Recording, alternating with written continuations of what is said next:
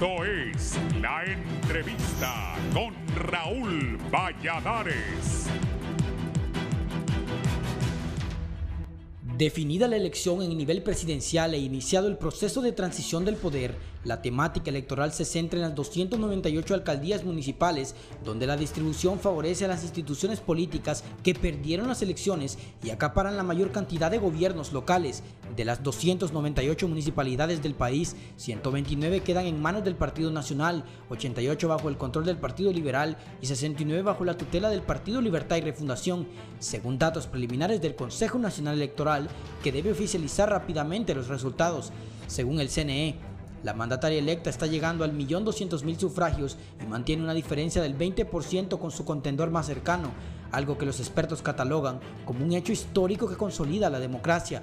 La jornada del miércoles dejó la aceptación de la derrota por Nasri Asfura, el reconocimiento internacional al nuevo gobierno, los primeros reclamos formales como el conteo de votos, el fallecimiento legal de los partidos pequeños que no alcanzaron el mínimo del 2% de votos requeridos en la ley electoral y denuncias de Salvador Nasralla, que insiste en que se cumpla el acuerdo de cederle la presidencia del Congreso Nacional de la República al Partido Salvador de Honduras. Asimismo, el CNE reconoció también que el sistema de transmisión de resultados electorales preliminares brindó información del 40% de las actas escrutadas de nivel presidencial, por lo que se hacen las verificaciones de los votos en físico. Hasta ahora, la Fiscalía Especial contra Delitos Electorales del Ministerio Público tiene en su poder 3 denuncias de supuesto fraude que están siendo procesadas. Roberto Páez, candidato a diputado por el PCH, aseguró que no es posible que solo esté sacando 4 diputados, cuando la expectativa era de 9. Se trata que se haga justicia y se respete el voto de los ciudadanos, señaló el aún candidato a diputado del PCH. De igual forma, la Unidad de Política Limpia anuncia que remitirá al Ministerio Público y al Tribunal Superior de Cuentas los expedientes de los exaspirantes a cargos de elección popular con indicios suficientes de origen dudoso en el financiamiento de sus campañas proselitistas. El Instituto de Acceso a la Información Pública, asimismo, informó que únicamente los 3 partidos mayoritarios, Libre, Nacional y Liberales, cumplieron con los portales de transparencia. Es imperativo que los entes encargados asuman sus responsabilidades, de lo contrario, se dejaría la puerta abierta al uso de fondos de dudosa procedencia, subrayó José Manuel Mathieu, aspirante a diputado del PCH. Asimismo, economistas y del sector privado, con cuyo liderazgo se reunieron personeros de Xiomara Castro, vertieron las primeras posturas frente a las 30 acciones que estaría ejecutando la nueva administración en los primeros 100 días de gobierno.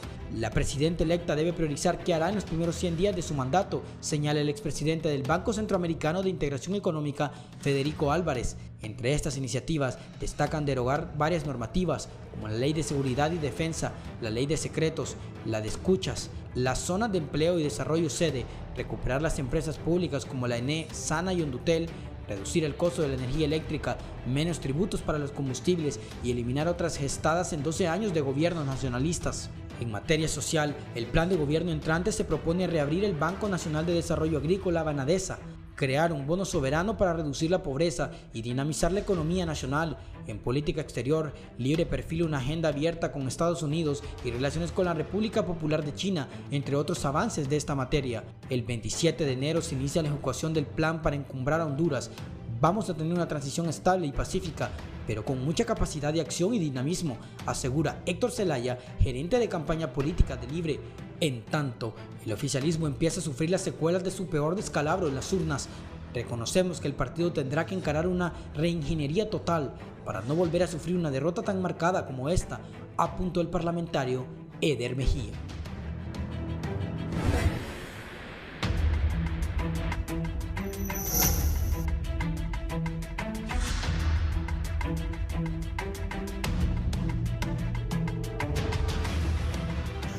Buenos días, gracias por estar en la entrevista de Canal 11 y Radio Visión Honduras. Es un gusto saludarles. Hoy ya es 2 de diciembre y pues tengo unos distinguidos invitados para que hablemos de todo lo que pasó, está por venir y el futuro del país.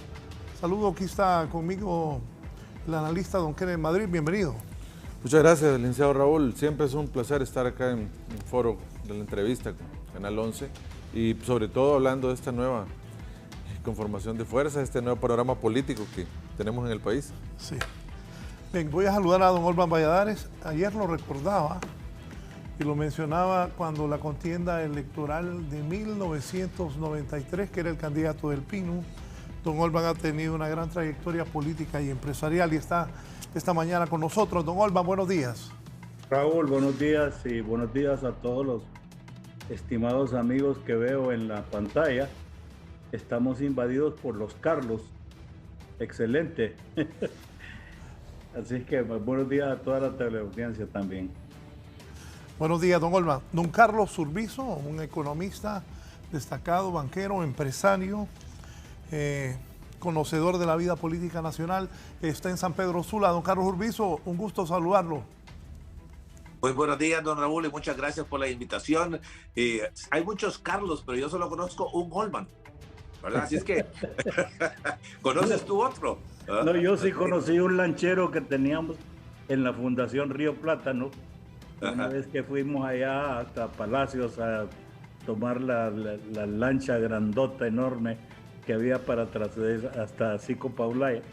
Y cuando acuerdo le dicen Olban y yo respondo, ¿qué pasó? No, era el lanchero. Ese es el único que he conocido después. Bueno, ya ves, estás en un grupo muy selecto. Muchas gracias por la invitación nuevamente y me alegro pues de estar en tan grata compañía. Gracias, don Carlos. Y el buen amigo Juan Carlos Barriento, analista, abogado de profesión. Juan Carlos, bienvenido, ¿cómo estás? Muchas gracias por la invitación, Raúl. Buenos días y un gusto compartir con tan selectos invitados. Aquí estamos a la orden para debatir siempre en este gustado programa, Raúl. Bien, gracias. Vamos a iniciar con don Carlos Surbizo. Don Carlos, su resumen ya anoche y a las 7:30, me imagino, van a repetir la cadena donde el presidente Juan Orlando reconoce ya el triunfo de la candidata Xiomara Castro de Libertad Refundación, que es la presidenta electa de nuestro país. Don Carlos, su resumen de lo que pasó el domingo y sobre esta nueva elección. El presidente, también Narri Azura, candidato nacionalista, fue a la casa de doña Xiomara a reconocer su triunfo y también lo había hecho horas antes Gianni Benjamín Rosenthal, candidato de los liberales. Don Carlos.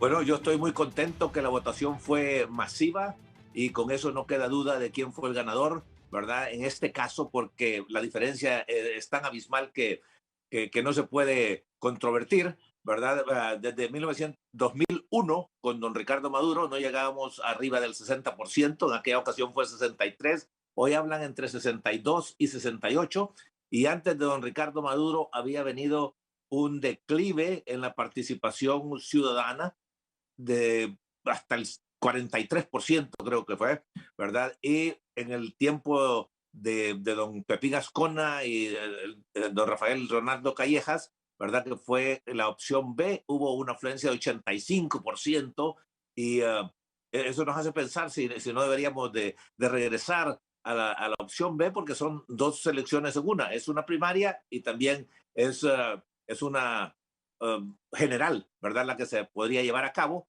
y no quedaría duda de quiénes son los candidatos electos por el pueblo. Habiendo dicho eso, yo quiero dejar bien claro, porque ha sido una causa de 25 años, que fuimos a una alta votación, pero que eso no significa democracia. ¿Y por qué no significa democracia? Porque todos los que fueron seleccionados en primera instancia para las primarias por los dueños de movimientos. Así que nos ponen a escoger entre lo que ya fue escogido por alguien y no por la voluntad del pueblo. Y yo creo que eso tiene que cambiar. Tenemos que ponerle fin a los movimientos, fin a los dueños de movimientos, fin al cociente electoral y fin al residuo electoral. Y finalmente solo voy a decir, si el pueblo no protege a alguien con su voto, ¿por qué la ley artificiosamente lo va a hacer con estos residuos electorales?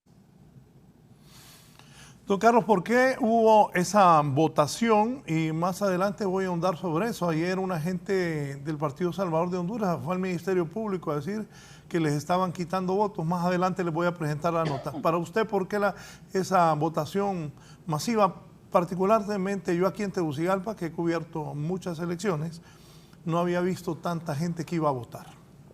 Bueno, yo creo que son dos cosas. Hubo bastante entusiasmo porque en realidad solo hubo dos candidatos, ¿verdad? El oficialismo y la oposición. entonces no se pudo diluir la oposición y eso es una gran cosa. Y la diferencia entre los dos candidatos no podía ser más grande en realidad de lo que es, ¿verdad? Y eso va a ser un reto para nosotros porque los dos planteamientos tienen unas diferencias muy grandes, ¿verdad? Podrán parecerse en algo, posiblemente en lo que es las sedes, en lo que es mejorar el Código Penal, ¿verdad? Y eliminar esas cláusulas esos artículos que protegen, ¿verdad? A los que han cometido delitos contra el Estado, ¿verdad? Traer una CICI, por otra parte, que no era planteamiento del otro, ¿verdad? Así que yo creo que la gente, y platicando con algunos de ellos, que desde luego no es ninguna muestra científica, ¿verdad? Pues me dicen que no aguantaban en realidad toda la administración del Partido Nacional con todos los abusos de autoridad y corrupción. Y más que fue reciente, no estamos hablando de una corrupción que fue hace 4 o 5 años y que se olvidó la gente, porque la situación de los hospitales móviles, por ejemplo, eso no es aceptable ni para una persona que no sea letrada, ¿verdad? Fue tan obvio también el traslado de los 282 millones de lempiras de la SAG, ¿verdad? La Secretaría de Agricultura y Ganadería, hacia una fundación que está relacionada con el presidente, dicen. Entonces, hubo muchos casos que verdaderamente ya eran una ofensa directa al pueblo hondureño. Sí.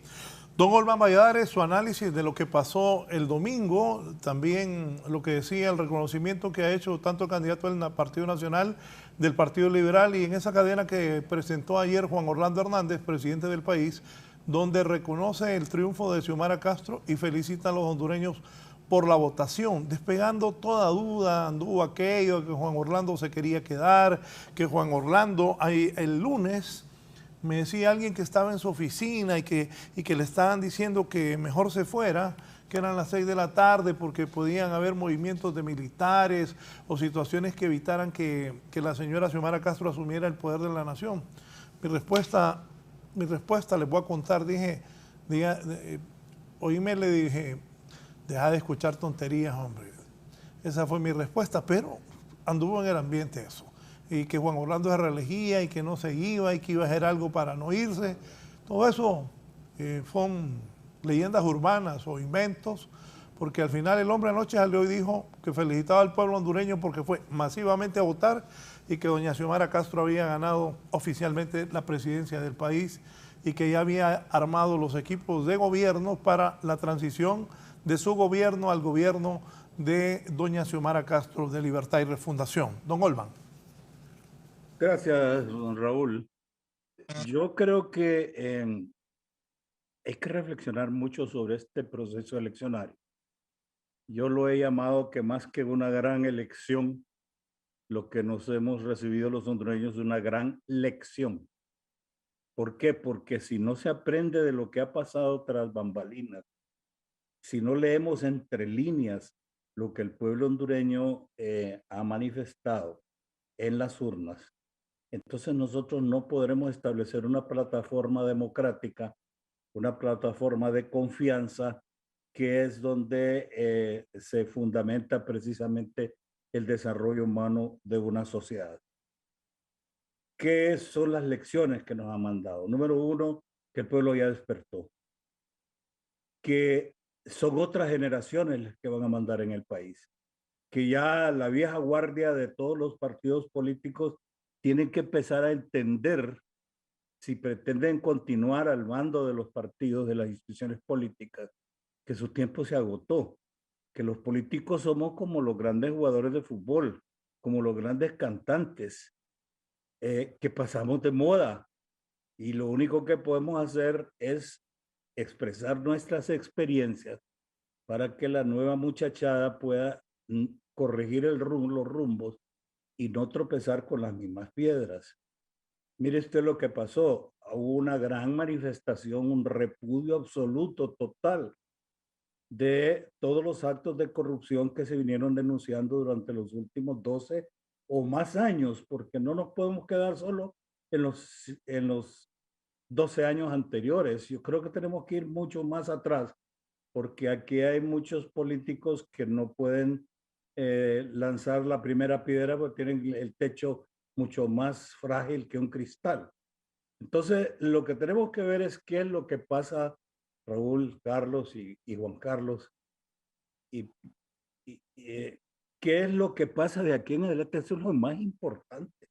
Miren, nosotros no podemos corregir ya los actos de corrupción más que castigar o dar las compensaciones a los que lo cometieron los actos. Pero lo importante para Honduras es qué es lo que pasa de aquí en adelante. Y aquí es donde incluso yo me atrevo a decir que los que acaban de ganar el poder deben meditar mucho, mucho sobre sus actitudes, sobre sus planteamientos, sobre su lenguaje mismo. Ya no cabe el lenguaje atropellador. Los ganadores en este momento no son ganadores absolutos. Por ejemplo, en el sentido del libre tiene que tener muchísimo cuidado porque tiene el 50% del electorado que no votó a favor del libre.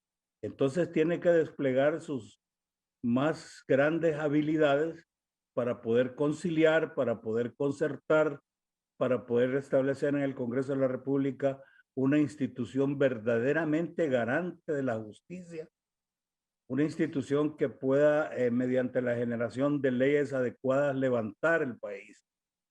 Eso es lo que importa para mí, eso es lo que yo estoy observando mucho.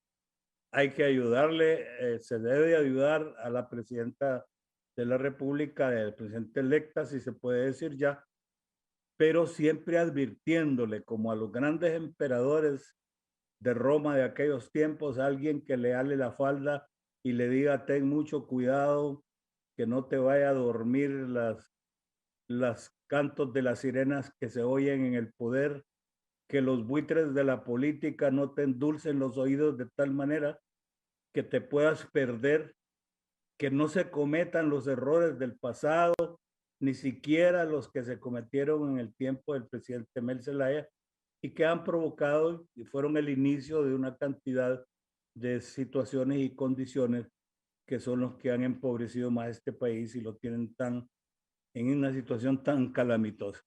Por eso es que, insisto en eso, el trabajo es arduo, levantar una economía como la que tenemos nosotros en el suelo no es asunto de improvisaciones, hay que ser muy serio en este asunto.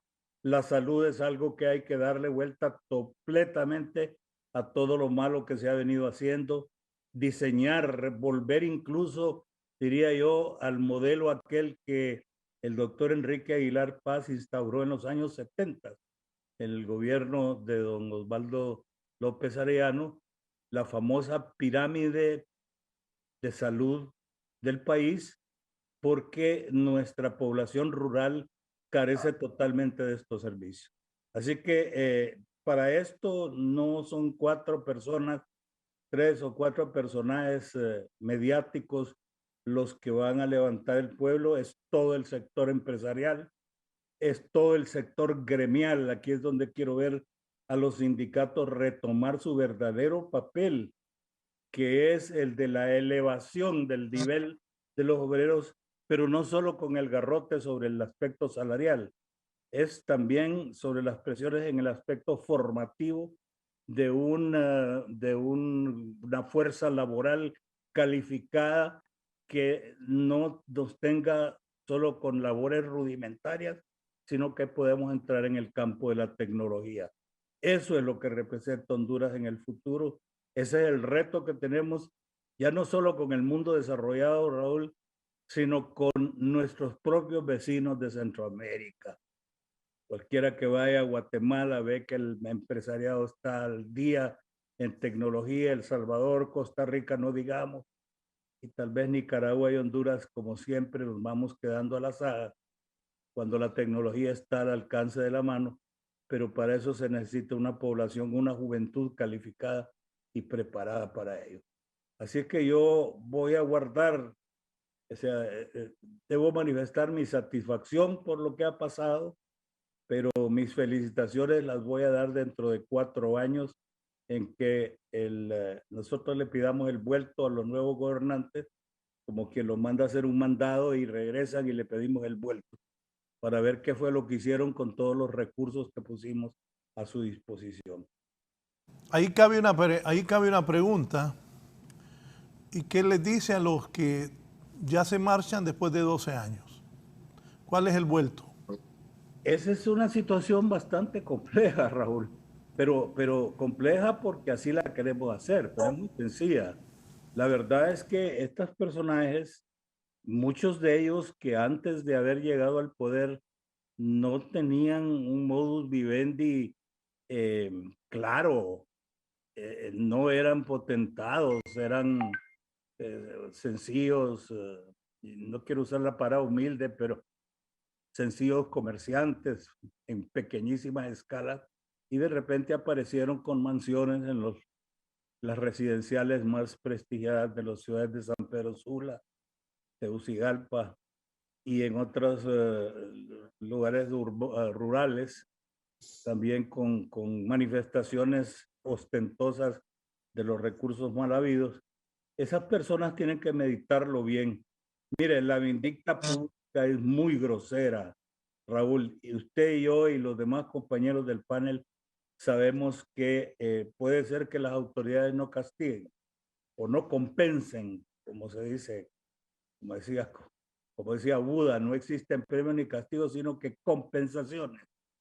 Entonces, yo no sé qué van a hacer. Yo sé, por ejemplo, de algunos personajes de los gobiernos allá de los 80s cometieron graves infracciones, bochornosas, actos de corrupción, y fue tanta la vindicta que no podían ir a un cine y hacer una fila para comprar un boleto, no podían ir a un supermercado porque siempre existía un rumor que los avergonzaba, no podían ir a un estadio porque tenían temor de la muchedumbre que los podía abuchar.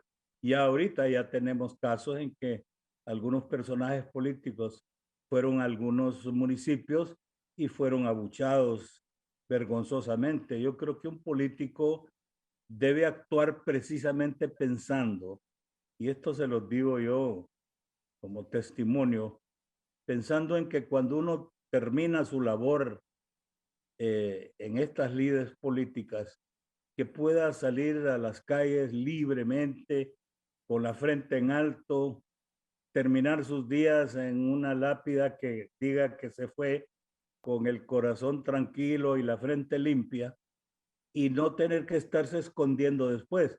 Hay muchos personajes de este gobierno saliente que van a tener que sufrir precisamente eso.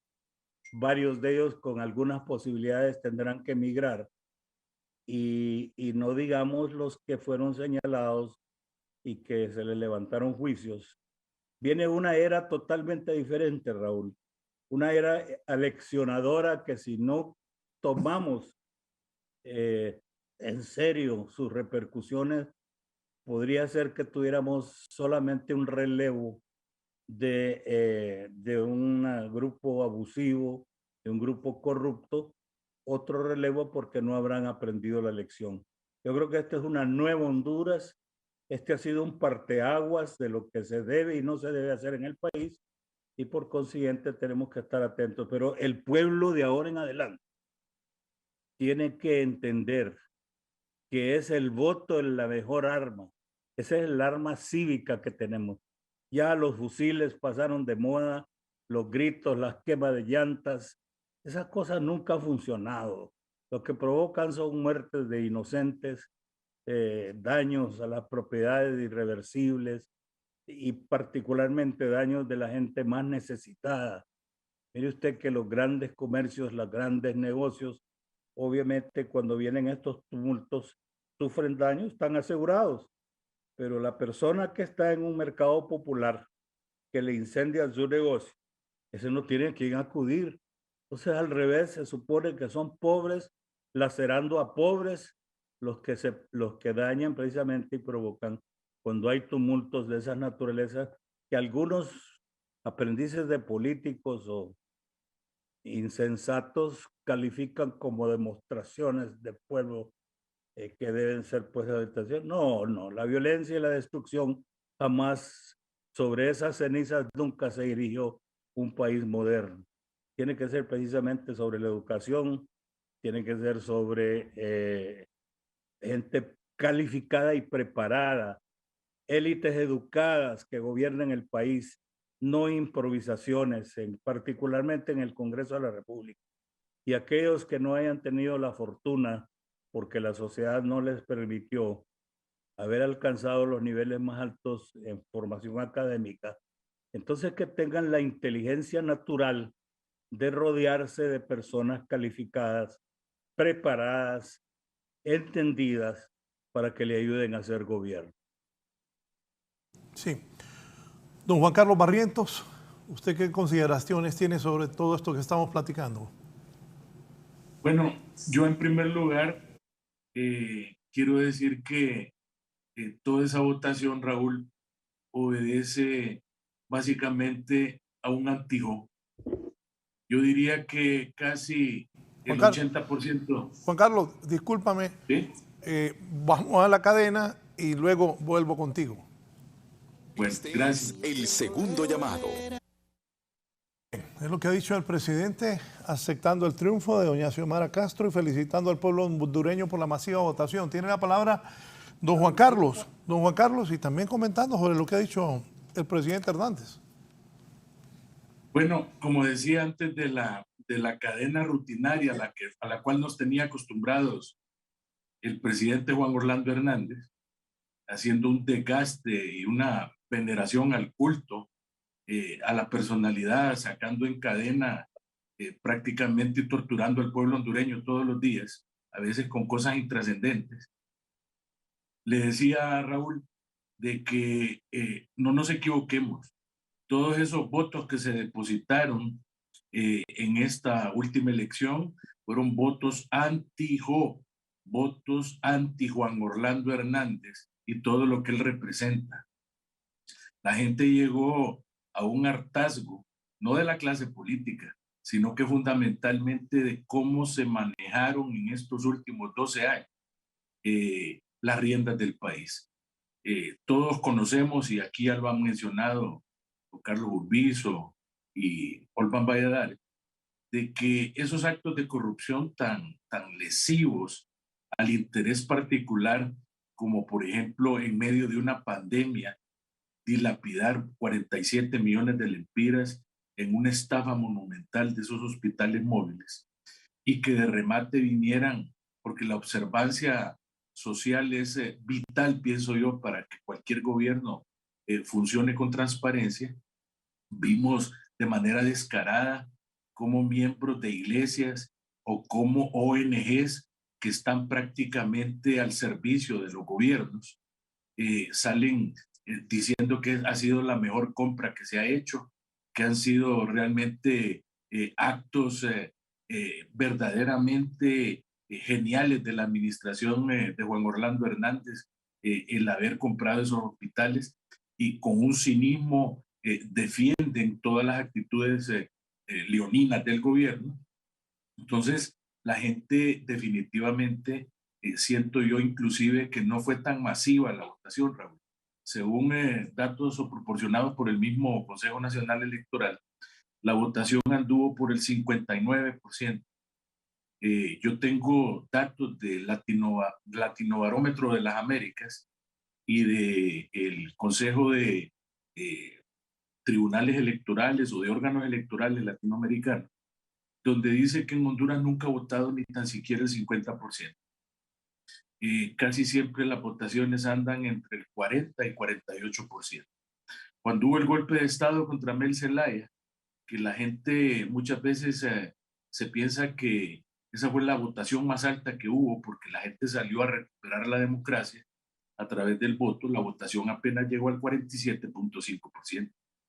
Entonces, con estas condiciones de corrupción, de latrocinio y de cinismo, donde el presidente de la República nunca tomó una verdadera medida para poder ponerle fin a todos los rumores que habían de que él era el patrocinador número uno de todos esos actos de corrupción, porque un gobierno presidencialista como el de Honduras, donde el presidente tiene tantos poderes y que inclusive sobrepasa a los demás poderes del Estado, es imposible que nosotros creamos de que él no tuvo nada que ver en dar la orden para que se pagara en menos de 3 horas 47 millones de dólares en efectivo, sin tan siquiera existir un contrato y sin que la junta directiva de INSEP haya podido conocer de ese tema. Entonces, Raúl, estos votos, repito, son votos anti-Jo. Hubieron un montón de liberales. Se calcula que más o menos entre 400 y 500 mil liberales dejaron de darle el voto al candidato y decidieron dárselo a Xiomara Castro, bajo la idea muy bien articulada de Mel Zelaya, de que la única manera de recuperar el poder en Honduras y sacar a los cachurecos era no desperdiciando el voto, dándoselo a Yani, que para mí era el candidato más idóneo por su preparación, y dárselo a Xiomara. Inclusive hubieron liberales, que yo los considero traidores, porque salen con el cuento de que lo hacen por salvar a Honduras, pero básicamente lo hacen por salvar su pellejo, por ver qué cuota de poder pueden conseguir y de esa manera tratar de atraer también votantes, como pasó por ejemplo con una presentadora de televisión que primero llega al Congreso Nacional por Salvador Narrala, el partido anticorrupción de Salvador Narrala, se les da vuelta en la elección de la Corte, después pasa al Partido Liberal y ahora después de estar en el Partido Liberal, públicamente sale diciendo de que ella ahora apoya Libre y apoya a Xiomara Castro. Entonces, así ese transfugismo, Raúl, político, que le hace mucho daño al esquema de los partidos políticos, que son los que llevan a los candidatos, porque los candidatos no participan en candidaturas independientes, con raras excepciones.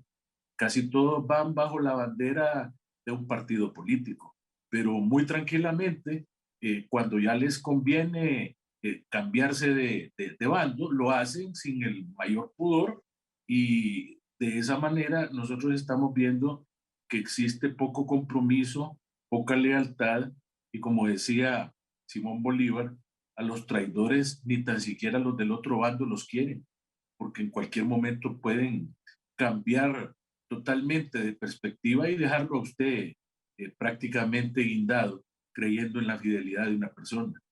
Entonces, estas votaciones, que apenas llegaron al 59%, debieron haber trascendido, debieron haber sido tal vez al 80, al 90%, para que toda la gente saliera a votar. Pero, como decía Carlos Urbizo, el gran problema es, por ejemplo, en el caso del Partido Liberal, de que siento yo que es al partido que más daño le hace el tener elecciones internas. ¿Por qué razón? Porque mientras el Partido Nacional hace elecciones internas y terminan, aunque sea entre dientes, aceptando al ganador, aunque se los hayan impuesto o aunque a través de un fraude hayan logrado poner a esa persona como candidata o a los candidatos a diputados o alcaldes, aceptan disciplinadamente la decisión y en bloque se van a los procesos electorales. Igual acontece en Libre, porque recordemos que Libre es un partido caudillista. La familia Zelaya es la dueña de ese partido. Ahí se hace lo que ordena Mel Zelaya y el que no está de acuerdo, pues simplemente lo hacen a un lado o lo expulsan. Si no, pregúntele, por ejemplo, a Nelson Ávila o a Wilfredo Méndez, al mismo Carlos Eduardo Reina, que son fieles exponentes de lo que yo estoy manifestando ahorita. Pero el Partido Liberal, durante las últimas 4 elecciones, ha tenido el gran problema que después de un procedimiento interno de elecciones queda totalmente fraccionado, totalmente dividido, y el perdedor, lejos de más bien quedarse callado y coadyuvar con el partido y con su candidatura, lo que hace más bien es atacarlo, tratar de crear una división terrible y hasta cierto punto más bien, como ha ocurrido por ejemplo con Luis Zelaya y la gente cercana a él, andar promocionando candidaturas de otro partido. Y este tipo de cosas, yo siento que a pesar de que en su momento fue inconstitucional la opción B cuando se eligió a José Simón Ascona del Hoyo como candidato a la presidencia de la República, a pesar de que individualmente no había sacado la mayoría de votos como ordenaba la Constitución, yo siento que esa es una manera bastante idónea si la legalizamos constitucionalmente para evitarnos ir a elecciones internas, evitarnos ese desgaste político y sobre todo evitar el ventajismo que pueda haber por parte de movimientos considerados como más pudientes económicamente o de carácter oficialistas que en determinado momento pudieran ganar una candidatura. Así es que bajo este esquema de cosas, creemos nosotros que algo que quiero resaltar es la función del Consejo Nacional Electoral. Es decir, llenó hasta cierto punto las expectativas. Recordemos que teníamos un mal sabor de boca por el fraude que hicieron en el 2017, porque Raúl, esa sí es leyenda urbana, ¿verdad? El tema de los votos rurales. Ese es el cuento más inverosímil que se pudieron haber inventado. Esa teoría, mira Raúl, desde los años 70, todo el mundo sabe, cualquier sociólogo, cualquier economista sabe, de que más bien ha habido una tremenda migración del campo a las ciudades y que la mayoría de la concentración del voto y de la carga electoral está en los centros urbanos. No me vengan a mí con el cuento de que ruralmente hay más gente que pueda sobrepasar la carga electoral que puede haber en Tegucigalpa o en San Pedro Sula. Entonces, bajo ese cuento, aquí nos dejamos imponer una reelección de carácter ilegal, prohibida por la Constitución de la República, y nos mantuvimos prácticamente pasivos durante esos 4 años, soportando eso y soportando toda esa tremenda carga de corrupción.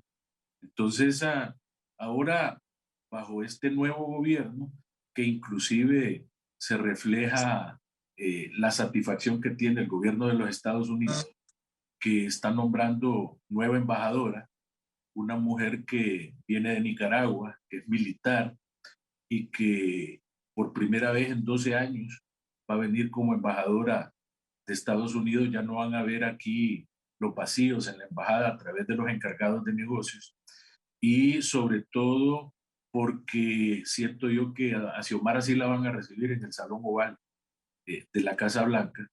Y la venida de este funcionario que vino, creo que el señor Elliot, no recuerdo el apellido, que vino recientemente, viene prácticamente a dar un espaldarazo de que el gobierno de Estados Unidos no quería tener nada que ver con el gobierno de Juan Orlando Hernández, que esperaron prácticamente a que, porque ellos tenían, en la embajada americana siempre tienen ellos sus mediciones, sus encuestas, sus servicios de información, y esperaron nada más que viniera el proceso electoral y cambiar este gobierno para empezar a afianzar relaciones. Dijo el secretario de Estado Blinken que esperan inaugurar una nueva era de relaciones políticas con este nuevo gobierno. Así que las expectativas son grandes y ojalá que se desmarque doña Xiomara del marido de Mel Zelaya, porque para un montón de sectores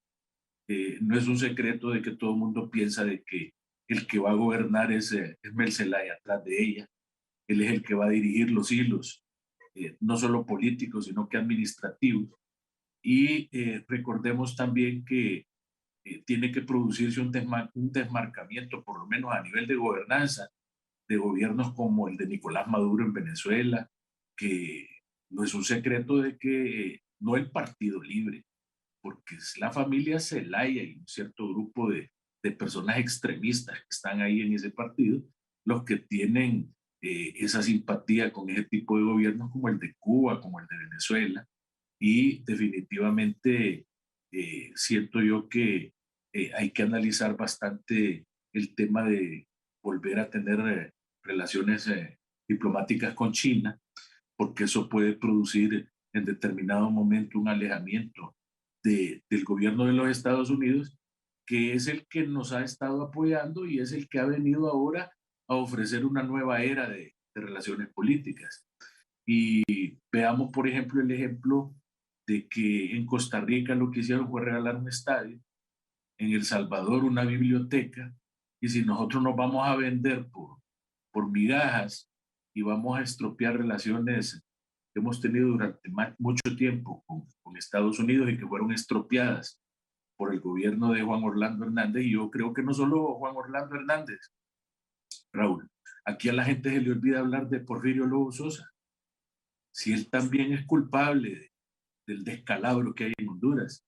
Recordemos en primer lugar cuando cínicamente sale diciendo que él conocía el atraco que hicieron al Seguro Social, pero que no dijo nada para no perjudicar las elecciones del Partido Nacional.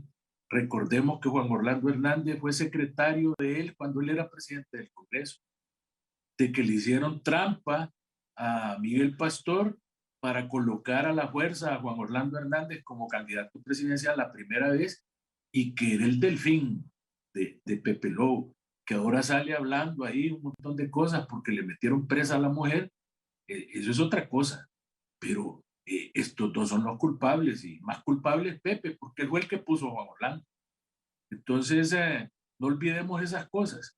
Y lo otro, yo pienso que ese eslogan de se van, que pegó mucho en la sociedad hondureña y en el votante, debería ahora de ser complementado con se van del poder, pero metámoslos al mamo.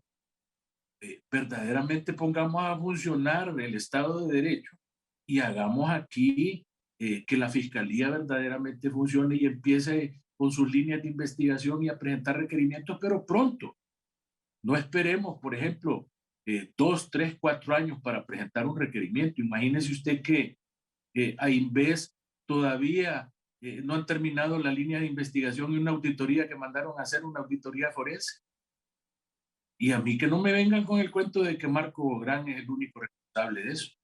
Que arriba de Marco Bográn había otra persona que era la que tenía el poder para ordenar ese tipo de satrapías que hicieron ahí. Entonces, para todas estas cosas yo siento que legislativamente debe de empezarse con reformar o derogar ese Código Penal. Porque de nada sirve ahorita presentar acusaciones o requerimientos fiscales con ese Código Penal.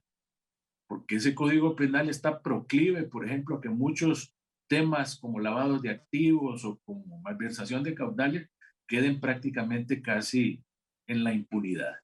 Entonces, para ello vamos a requerir de un Congreso Nacional fuerte, que esté unificado y que esté bajo la directriz de una persona sensata. Va a poner ahí a un loco extremista. No vayan a poner tampoco ahí a una persona que solo porque sacó la mayor cantidad de votos merece estar en esa posición. Mire, esas son posiciones delicadas. Es decir, recordemos que ahí es donde se establecen los pactos políticos y donde se van a elegir próximamente a la nueva Corte Suprema, al nuevo fiscal general, y es ahí donde se aprueban las leyes, ahí se aprobaron las sedes. Entonces, tampoco pienso yo que debemos de creer como Narrala, que ingenuamente cree que le van a dar al partido de él la presidencia del Congreso, porque eso no va a suceder. El presidente del Congreso va a ser alguien de libre y el poder no se cede. Hay lecturas simples en materia política como El Príncipe de Maquiavelo, que dice, si usted lucha para alcanzar el poder, trata de mantenerte en él, y si no lo usas no mereces tenerlo. Y el que cede el poder y regale el poder no merece tampoco haber alcanzado el mismo. Así es que ya habrá usted viendo a futuro cómo va a despertar de ese sueño mágico tipo de Indelandia que tiene Salvador Narrala, y va a ver de que ser designado en Honduras no vale un 5. Ser designado en Honduras es estar de adorno ganando un sueldo por hacer nada, porque constitucionalmente la única función que tiene es sustituir al presidente en caso de ausencia. Y en caso de ausencia absoluta, porque en ausencias temporales no lo puede sustituir, porque eso implicaría que en Honduras hay 2 presidentes, el que anda afuera y el que se quedó ahí. Y eso no puede ser jurídicamente.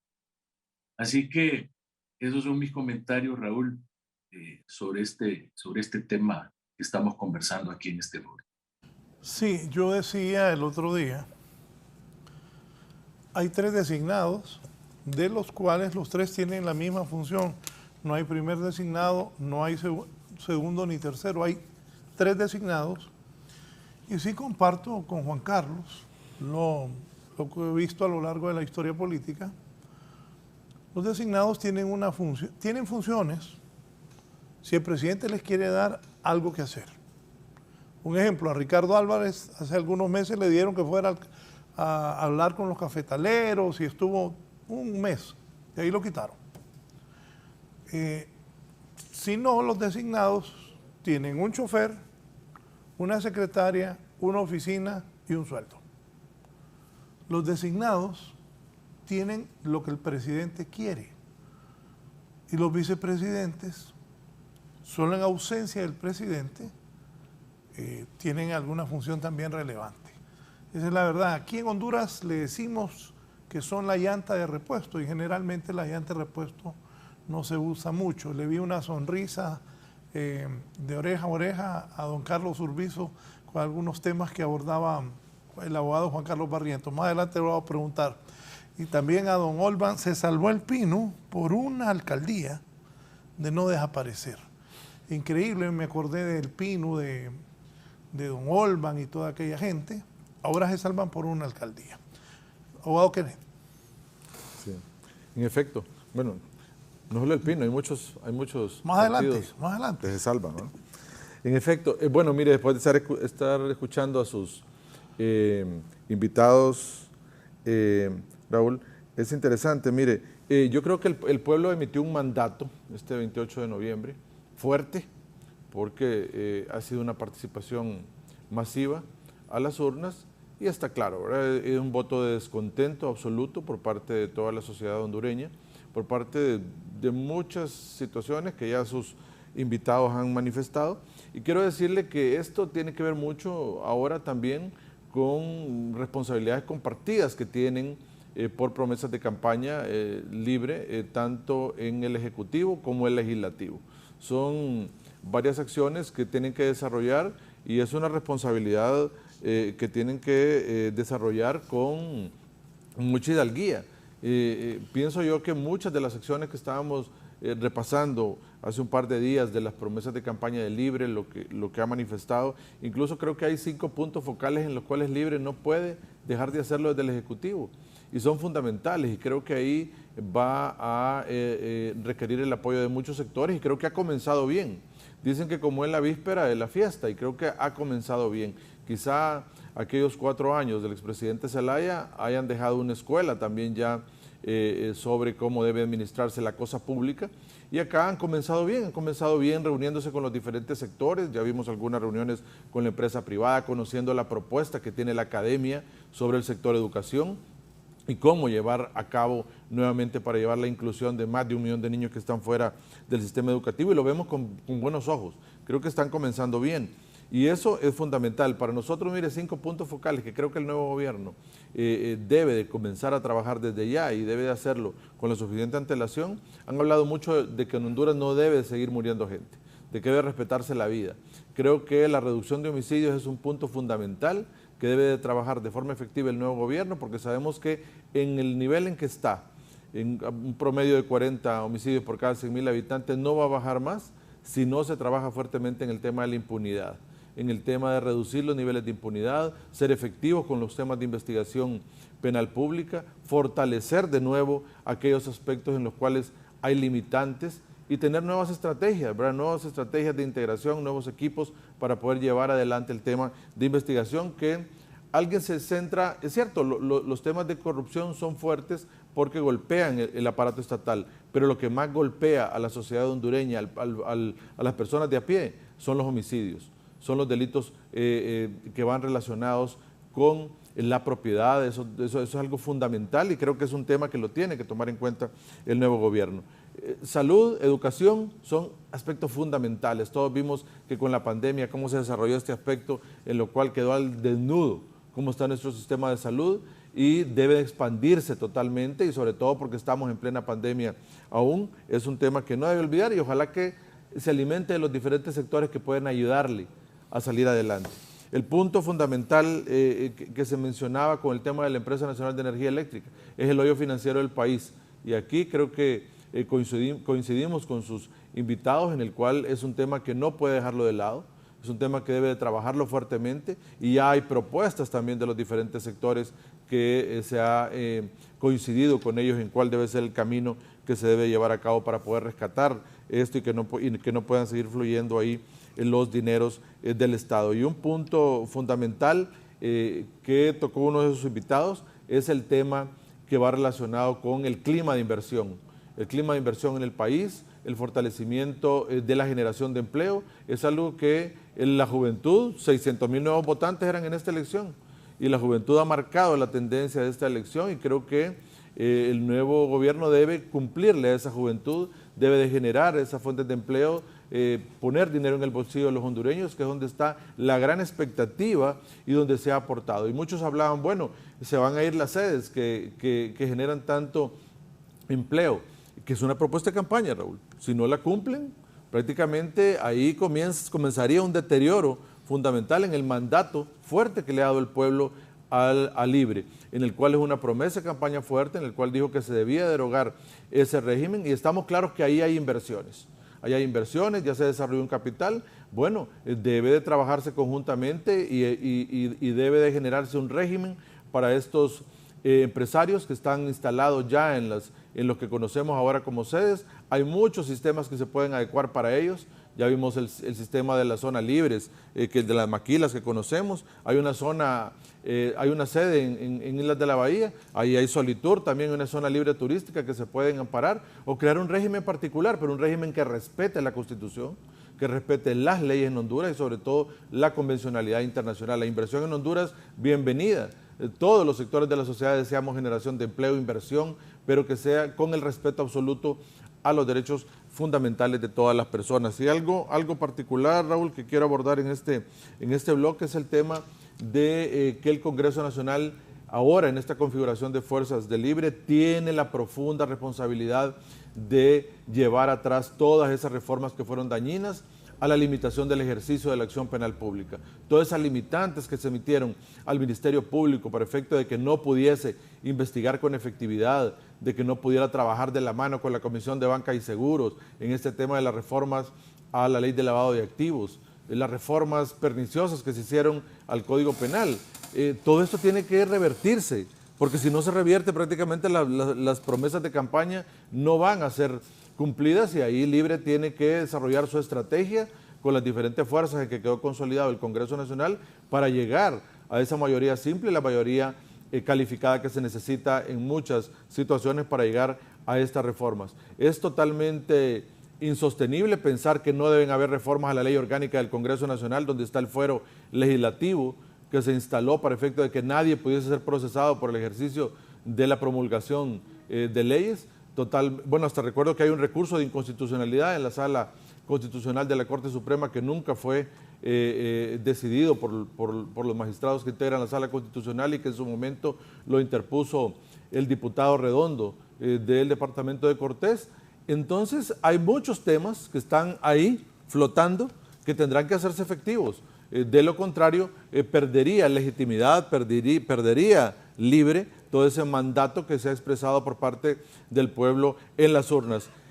Y para finalizar y enlazar con lo que también hablaban sus invitados, si Libre en este nuevo gobierno, ya una vez que lo declara el Consejo Nacional Electoral y asuman, si se enfrasca en luchas ideológicas, Raúl, mal haría en quedarse en ese punto. Creo que ahora la conformación del mundo, en un mundo globalizado, donde Honduras también lo más importante que tiene ahora son socios comerciales, con los cuales se trabaja fuertemente, y China pues no es la excepción, obviamente, donde el cual se tiene un flujo de comercio fuerte, pero enfrascarse en luchas ideológicas, que me voy con este y dejo aquel porque ahora estoy acá en esto, creo que mal haría el nuevo gobierno si se enfrascara en esas luchas que no le van a dejar nada a Honduras y que no le van a dejar ningún valor agregado, sino más bien crearía conflictos con otros socios históricos con los cuales Honduras ha estado trabajando de forma permanente. Bien, voy a hacer una breve pausa para continuar con mis invitados de esta mañana.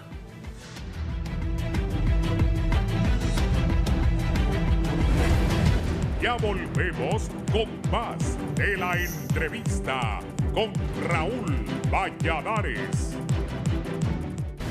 Continuamos con más de la entrevista con Raúl Valladares.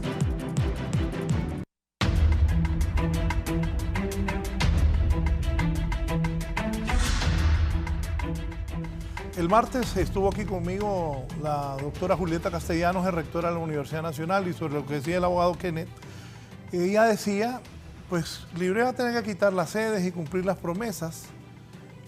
No sé cómo, dijo ella, pero tiene que cumplirlas. Vi a don Carlos Urbizo con una gran sonrisa también. Don Carlos, esa sonrisa, ¿por qué fue? Y segundo, vamos a esta parte, la conformación de ese Congreso Nacional tan trascendental que, como ustedes han dicho, Fiscalía, fiscal, los del Tribunal Superior de Cuentas, los del IAIP, Corte Suprema de Justicia, todo eso. Don Carlos. ¿Cómo no? Mire, yo no sé por qué me sonreí y es tanto lo que se ha dicho aquí que de repente necesitamos 4 horas para poder tocar todos los temas que tocaron, ¿verdad? Yo quisiera ser un poquito más puntual, ¿verdad? Con relación a lo que ha ocurrido y este concepto de mandato. Y yo quiero que quede bien claro, mandato no quiere decir cheque en blanco, no quiere decir que va a poder hacer todo lo que quiera hacer. Además, algunas acciones que quiera tomar tienen que ser aprobadas por el Congreso de la República y posiblemente con mayorías calificadas. Yo le aplaudo que quiera revertir lo de las sedes y no comparto con muchos que digan que Honduras está comprometida con las sedes, porque todos los que invirtieron en las sedes sabían que había un tema sumamente político que estaba dividiendo al pueblo hondureño por haber creado un estado dentro de otro estado. Así que yo no creo que Honduras tiene responsabilidad en ese caso y creo que la comunidad internacional va a acuerpar a Honduras. Yo vi un par de reportajes de Europa y prácticamente se estaban riendo de nosotros porque dicen que no conocían ningún país en el mundo que hubiera cedido voluntariamente su soberanía. Y eso es lo que ocurrió a Honduras. Así que yo no creo que ahí hay ninguna responsabilidad. Y le puedo dar un par de ejemplos, ¿verdad? Digamos que le dicen a usted que ahí están vendiendo un terreno relativamente barato y usted dice, bueno, me interesa. Y cuando averigua usted es que hay un lío entre familias. Usted no se va a acercar ahí. Lo mismo sucede aquí. Hay un lío en la familia hondureña. Otro ejemplo, ni nos damos cuenta de cuántas personas no han venido a Honduras en los últimos 200 años porque a ver el panorama hondureño y a lo que se refería el abogado Kenneth de inversión. La inversión está basada en igualdad de oportunidad, libertad, justicia, seguridad y confianza. Y eso no lo tenemos y solo la democracia lo puede crear. Y como no hemos tenido democracia, pues no lo hemos creado y no ha venido el nivel de inversiones que nosotros necesitamos para producir lo que deseamos y lo que desea el resto del mundo y que necesita, ¿verdad? Y que crear empleo en el camino. Hay 3 millones de desempleados, por favor. Óigame, aquí se requiere, la última vez que lo calculé hace un par de años, más de 1 millón de lempiras por plaza de trabajo, ¿verdad? Pero el otro ejemplo, entonces lo que le quiero ilustrar es que mucha gente no vino a invertir en Honduras porque las condiciones no eran las adecuadas. ¿Y usted cree que entonces ahora agregarle una polémica como la de las sedes van a venir a invertir? No, los que están ahí son unos ideólogos libertarios que en aquel tiempo anterior se conocían como anarquistas, que creen que nosotros no necesitamos ningún gobierno, que todo el mundo es capaz de autogobernarse. ¿Cómo sucede eso? Porque no estamos en el cielo, no somos ángeles, no lo sé yo, y he tenido debates grandísimos con estas personas, ¿verdad? Libertarios, cuando he ido a conferencias, ¿verdad? Y entonces vieron en Honduras la oportunidad de hacer el experimento que siempre han querido, este experimento de autogobernanza, ¿verdad? Así que yo creo que eso es muy bueno. Le aplaudo también que quiera llamarla Sisi, la necesitamos a gritos y que comience desde ahorita y que se vaya hasta atrás, 50 años, si le da tiempo, que vaya hasta atrás. Y esos delitos contra el Estado no prescriben y todos, como aquí han mencionado, han habido muchísimos ricos de la noche a la mañana, o mejor dicho, de 4 años a la mañana, ¿verdad? Así que yo creo que eso está muy bueno, ¿verdad? Y otras cosas que ha planteado. Ahora, pero no podemos dejar a un lado que hay 2 temas que podrían dividir al pueblo hondureño grandemente. Y el abogado Kenneth más o menos se refirió a eso al decir de que no nos metamos a ideología, ¿verdad? Que no nos metamos a cuestiones de ideología, ¿verdad? Y la constituyente es uno de ellos y las consultas populares es otra cosa. Estos son tramas, estas son trampas que se han ya creado en otros países. Número 1, está una teoría del nuevo constitucionalismo, que dice las constituciones son flexibles, como cualquier otra ley, ¿verdad? Se pueden cambiar, ¿verdad? Ya no hay un solo documento que es el que rige, ¿verdad? La parte columnar de nuestras vidas. Y entonces, ¿cómo se hacen los cambios? A través de consultas populares, ¿verdad? Que el gobierno promueve y tiene tantos recursos que dedicarle para poder prevalecer, y la oposición ha sido débil, huraña y tacaña. No va a invertir suficiente para oponerse, ¿verdad? Así que eso tiene que ser sujeto a un gran debate, y yo creo que puede dividir al pueblo hondureño. Ahora bien, la constituyente. Pero ¿quiénes van a ser los diputados constituyentes? Este fue un tema que yo toqué hace 12 años y que fue muy polémico, porque yo he dicho, díganme, como ciudadano que tengo derecho a opinar, ¿verdad? Si no, no me pidan el voto, ¿verdad? ¿Cuáles son los artículos que quiere modificar? Y esos solo son 7, los pétreos. Los otros 372 artículos se pueden cambiar cuando quieran. Le pueden reformar, le pueden agregar, lo pueden quitar, pueden hacer micos y pericos con ella.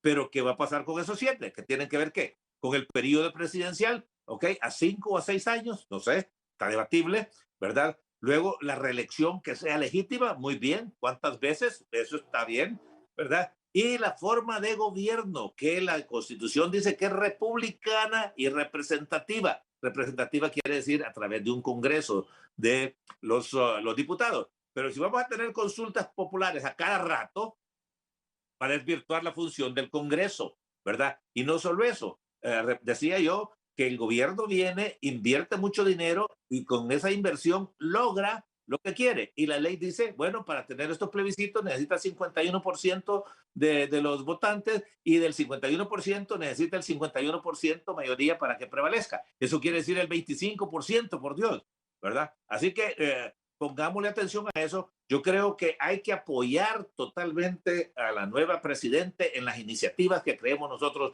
que va a beneficiar al pueblo hondureño, y yo creo que las sedes es como una puñalada que yo sentí cuando eso se aprobó y cuando se comenzó a discutir hace como 12 años más o menos, ¿verdad? Con las ciudades modelo que fueron cambiando, pero la esencia no, ¿verdad? No cambió. Entonces, pongámosle mucha atención a eso. Quiero también referirme a la ENE.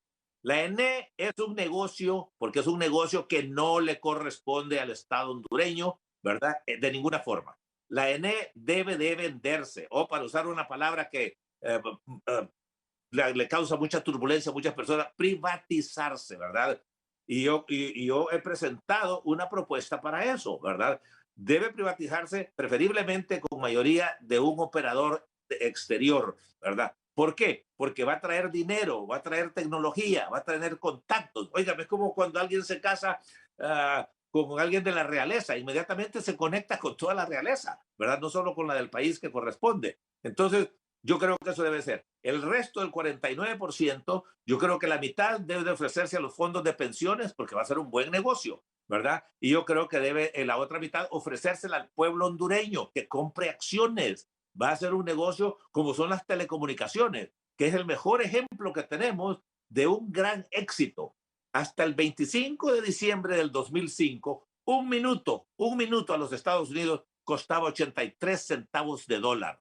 ¿Qué les parece? Hoy en día, ¿cuánto cuesta? 10 centavos. Y a veces gratis. Y si lo hace por Facebook o lo hace por WhatsApp, no le cuesta nada. Pero la calidad no es tan buena como la pagada. Pero eso es. Lo que se paga tiene un precio, y lo que es gratis tiene un costo. Se caen las llamadas, etcétera, etcétera. Así que yo creo que ese tiene que ser un modelo. Y van a ver ustedes cómo va a bajar el costo de la energía, ¿verdad?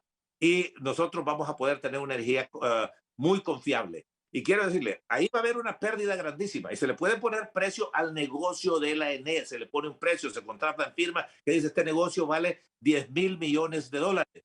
Ok, pero entonces la ENE va a perder 10,000 millones. Bueno, pues acerquémonos a un BESIE. Si puede prestar tantos millones para que hagan estos subsidios antes de las elecciones, puede ser parte de un consorcio, el Banco Mundial y todo, y que nos preste a 40 años plazo, 10 de gracia, 1% de interés para absorber esa pérdida que nosotros la vamos a pagar, pero la vamos a pagar por centaditos a través de 40 años. Esto se puede pulir más adelante, pero quería dejar planteado eso, ¿verdad? Así que no me voy a extender más porque entonces ya no se van a poder referir a lo que yo he dicho porque pierde en lo largo de la presentación.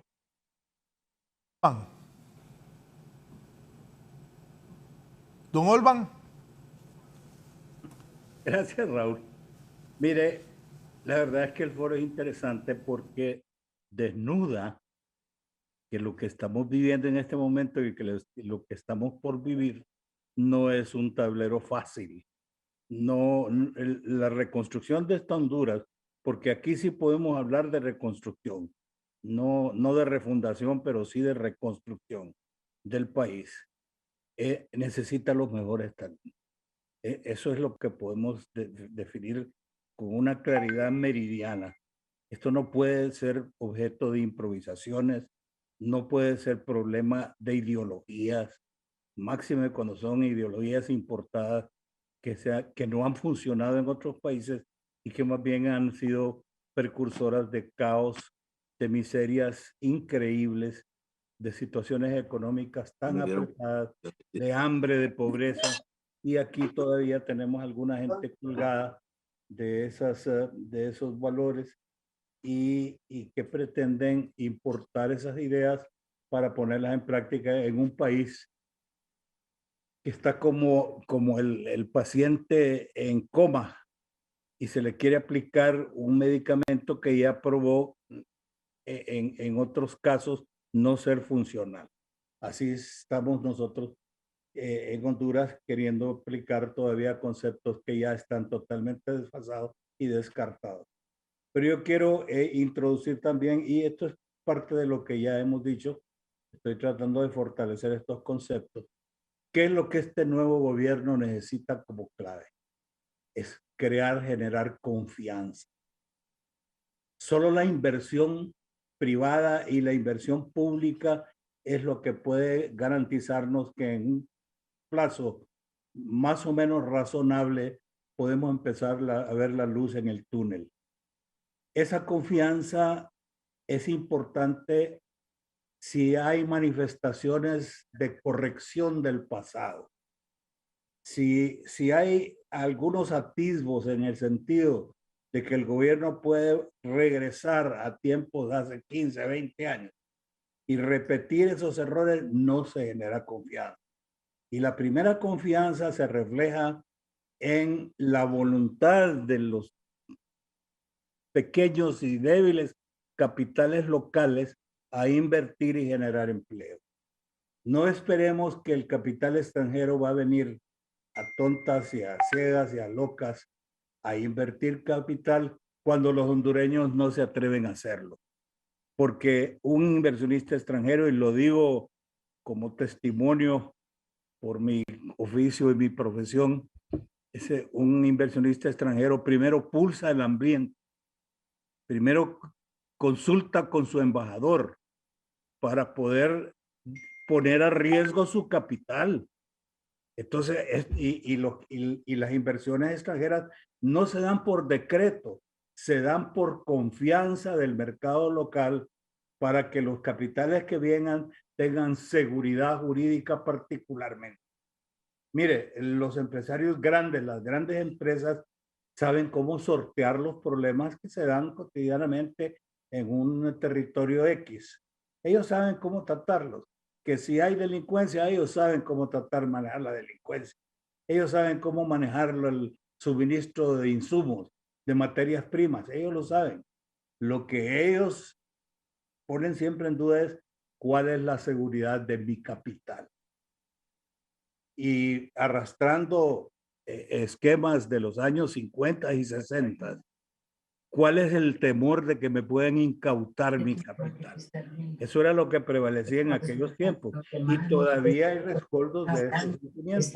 Entonces, ahora que gana doña Xiomara y que yo también, al igual que ustedes, les deseo todos los éxitos posibles, porque el éxito de un gobernante es el éxito del pueblo. No engañemos, no va a ser éxito del... Cuando nos ponen a todos, sí, estoy pendiente. No es el éxito de Libre ni de Salvador Narrala, sino es el éxito del pueblo hondureño que arranca con la votación masiva y el depósito de la confianza en una persona como es doña Xiomara Castro. Ella, aquí hay ejemplos y que se le ha achacado de que doña Xiomara no tiene formación académica universitaria. Sí, pero recordemos el caso de Nicaragua. Doña Violeta Chamorro, que era prácticamente una ama de casa, esposa de un gran periodista, posiblemente uno de los héroes nicaragüenses del siglo XX, tuvo la inteligencia natural para rodearse de personajes nicaragüenses calificados y hacer un gobierno de transición después de una dictadura de 10 años del Frente Sandinista en los años 70. Entonces, eso es nada más el reflejo de condiciones naturales del liderazgo. Y liderazgo, una de las cosas que tiene el liderazgo, yo le recomiendo a doña Xiomara es que sea tenazmente tolerante a la crítica constructiva. El líder verdadero es tenazmente tolerante. ¿Por qué? Porque cuando se le identifica que está equivocado en el rumbo que lleva, corrige, rectifica. No le pasa como a esos grandes barcos que se han arremetido contra los arrecifes y ya han fracasado, porque el capitán del barco se puso terco, se puso necio. Su navegante le advertía que no se acercara a los riesgos de una playa. Dice que el Exxon Valdez, famosísimo en Alaska porque hubo un derrame de petróleo terrible. En Italia, en las costas de Italia, hubo otro famosísimo, creo que era el Andrea Doria. Es porque los capitanes del barco han desoído las críticas constructivas. Y este gobierno que viene tiene que abrir el abanico de información, no dejarse guiar solamente por los círculos cerrados, blindados que rodean a los mandatarios, sino que expandir sus fuentes de información y sus fuentes de consulta particularmente, sin que ello represente costo alguno para el Estado. Los ciudadanos responsables, los ciudadanos patriotas, se entregan sin ánimo de lucro, sin necesidad de que se les pague un salario, sino que hay mucho trabajo ad honorem. Las ideas se comparten. Lo importante es cómo es, hasta dónde es la capacidad de absorber esas ideas y ponerlas en práctica para el bien del país. El futuro de Honduras es complejísimo. Mire, tenemos que crear políticas, tenemos que crear programas, no proyectos. Uno de los errores que ha tenido Honduras durante los últimos 50 años es que nosotros operamos con proyectos. Se le asignan los recursos a un proyecto, se forman los equipos de trabajo, pero cuando al gobernante se le entra el capricho de que ese proyecto no le gusta o la cooperación internacional ya corta los recursos asignados al proyecto, el proyecto se termina. Y lo hemos visto mucho en materia del medio ambiente, en materia de protección de las biosferas, que los gobiernos, por ejemplo, los gobiernos alemanes, noruegos, daneses, en algún momento se retiraron y quitaron el pisto, primero por la corrupción que existía y segundo porque ya sus países también empezaron a sufrir problemas de tipo económico y tuvieron que cortar muchos de los programas de ayuda al exterior. ¿Qué pasó? Esos proyectos del medio ambiente se terminaron y ahí empezó entonces la depredación de nuestros bosques, la extracción y consulta e irracional de nuestros recursos mineros, etcétera, etcétera, etcétera. Entonces, doña Xiomara tiene que tener mucho cuidado y uno de ustedes dijo, y bien lo dijo, miren, olvídese ya de estas teorías fracasadas como el socialismo del siglo XXI. Olvídese de los que se han quedado colgados con estas ideologías de los años 50, 60, que ya no funcionan, que no funcionaron nunca, que sus precursores ya hasta fallecieron. Por ejemplo, el Foro de Sao Paulo. ¿Qué estamos haciendo en el Foro de Sao Paulo?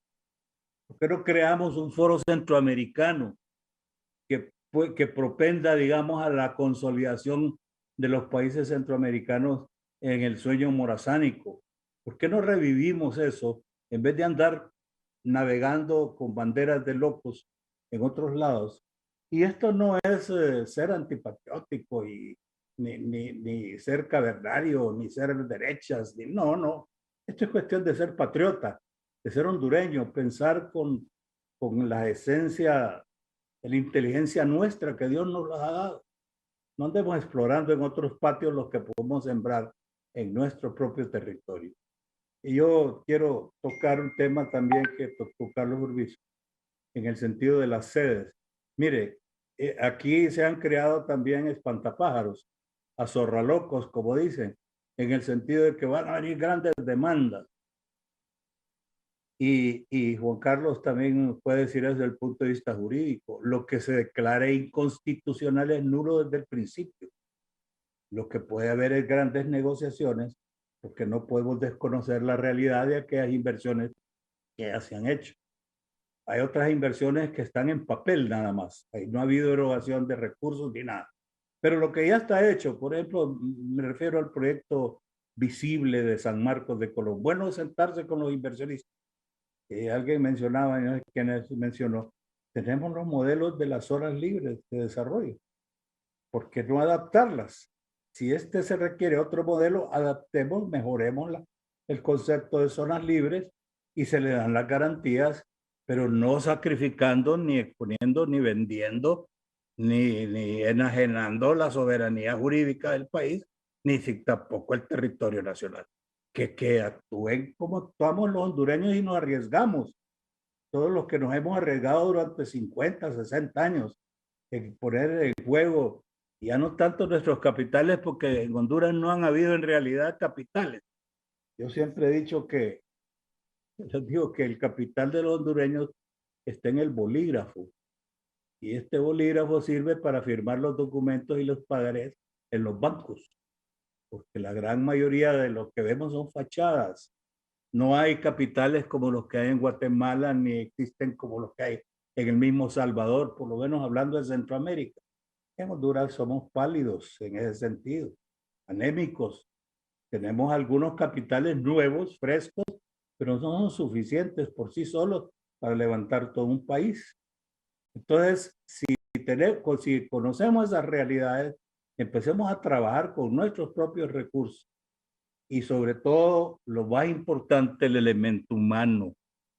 Mire, estas son cosas que muy pocos hondureños los saben porque no salen a la luz pública. Pero cuando uno ve esos países como Singapur, pero particularmente me llama la atención Taiwán. Taiwán en el año 48 era una isla primitiva, con una invasión de soldadesca, la soldadesca de un líder que se llamaba Chiang Kai-shek, que salió huyendo de la China continental y se instaló en una isla que se llamaba Formosa. En el año 48, al igual que Costa Rica en el año 48, eran sociedades primitivas. Pero ¿qué pasó desde el 48 para acá? Se convirtieron en grandes potencias, cuando al principio tenían que importar hasta agua para tomar. Pero ¿qué ocurrió en los años 60, por ejemplo, en Taiwán? Que cambió el liderazgo. Los viejos se murieron, entró una nueva camada. ¿Y qué hicieron? Una de las cosas extraordinarias en materia de formación y elementos calificados. Importaron talentos, importaron sus propios talentos. Honduras tiene regado en el mundo una cantidad de personajes que son figuras públicas en Europa, en Estados Unidos, en Asia, hasta en Australia. Encontramos hondureños de altísima calidad. Bueno, repatriémoslos, ofrezcámosle el sol y la luna, pero que vengan. Aquí tenemos, por ejemplo, nosotros tenemos gente calificada en materia de telecomunicaciones. Hay hondureños que han manejado la AT&T, una de las empresas más grandes de los Estados Unidos, del mundo, en materia de telecomunicaciones. Hace muchísimos años a un gobernante amigo, yo le platiqué, importa esta gente, páguele lo que sea, ahí sí vale la pena un salario de 200,000 empiras, no los advenedizos que están por ejemplo, en el Banco Central de directores, ganando esas cantidades monstruosas en un país tan pobre, o los mismos diputados que por trabajar 8 horas, tal vez 10 horas en una semana, se dispararon a más de 100,000 empiras. No es justo, no es justo que no tenga recursos para vivir aparte del sueldo que le puede dar el Estado, que no se meta. Aquí el que no tenga su propio palito de limón para hacerlo, no se meta en política porque el Estado no tiene para pagar sueldos estrambóticos, extraordinarios, de espanto, que dan vergüenza escuchar que hay funcionarios, directores de ciertas instituciones del Estado que ganan arriba de 200,000 pesos. No puede ser en un país como este. Entonces, esas cosas son las que un nuevo gobierno tiene que ver. Volver al campo, llevar para que frenemos la migración rural, no solo a las ciudades, a las urbanas del territorio nacional, sino al extranjero. Se nos está viendo la juventud. ¿Con quiénes vamos a producir alimentos en el campo si se nos está yendo la gente, los hijos, y están dejando aquellas marimbitas de hijos con los abuelos que ya están muy ancianos? Y nosotros no hemos reparado en eso. Estamos más atentos a la cantidad de remesas que nos mandan de analizar el perjuicio que estamos recibiendo sociológicamente en nuestro territorio nacional. Entonces, volver al campo con educación, con organización. Nuestros campesinos no podrán, Raúl y amigos, subsistir solos. Tenemos que ir otra vez al cooperativismo, que el Canadá y Alemania nos han dicho cómo es que se hace. Pero bueno, ojalá que el nuevo gobierno amplíe el ámbito de sus fuentes de información, que recurra a las personas más talentosas de este país, indistintamente, que la única bandera que tengan no sea rojo y negro o rojo o amarillo, sino que sea la bandera azul y blanco y con las 5 estrellas de Honduras. Carlos Barrientos. Juan Carlos. Sí, Raúl, viendo la rotulación que tiene ahí la entrevista de la integración del nuevo Congreso Nacional, yo quiero hacer los siguientes comentarios. Una de las grandes calamidades del Estado de Derecho en estos últimos 8 años, diría yo, es el tema de que el Ejecutivo sistemáticamente empezó a controlar el poder legislativo, controlar el poder judicial, controlar la Fiscalía General del Estado, el Tribunal de Cuentas, tenían controlado antes el antiguo Tribunal Supremo Electoral. Es decir, solamente les faltaba controlar la oficina del Cardenal Rodríguez Maradiaga para tener prácticamente controlada toda la institucionalidad del Estado de Honduras. Entonces, una de las grandes enseñanzas que nos deja eso es que el que controla absolutamente, como decía Montesquieu, todo el poder dentro de un Estado, termina convirtiéndose no en un dictador, sino que en un corrupto, porque como no tiene quien le haga una auditoría, quien le haga una crítica, quien le haga un señalamiento, entonces eso le hace creer al gobernante que tiene carta blanca, que tiene un cheque firmado en blanco para poder hacer con el Estado lo que le dé la gana. Y eso fue lo que pasó en Honduras en los últimos 8 años.